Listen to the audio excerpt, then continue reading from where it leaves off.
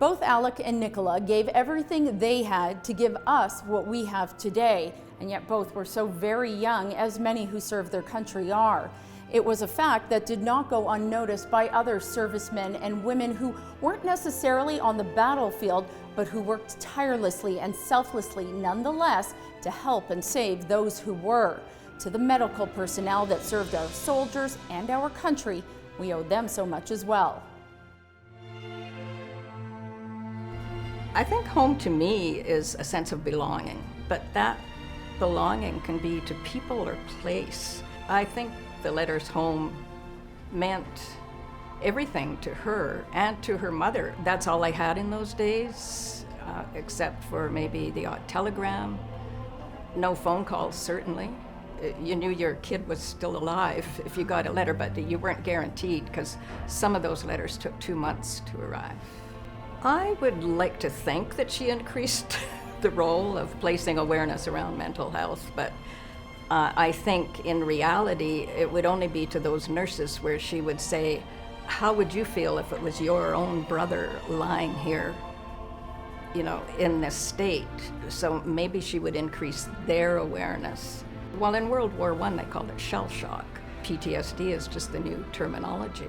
She did write a letter to her sister Dora, who was studying in Brandon to be a nurse, and said, if you can, take a post-grad course in mental health. It would stand you in good stead. Yeah, I'd say she was ahead of her time. We didn't know that he was writing home all the time, but we do know that he was very close to his mother. We found a lot of letters that he wrote to Mom after she passed. Just stacks of them she saved. And yeah, he was a letter writer.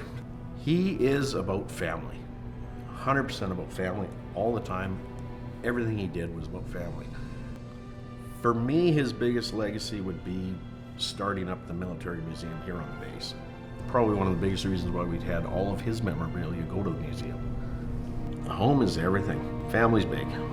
It's humbling to be included with these 3 other people, and to know that my father had such a impact to this base, actually to the military in general. From these letters home, we learn what it meant to each of these men and women to serve their country. We discover much about their courage and their fears, their purpose and their sacrifice.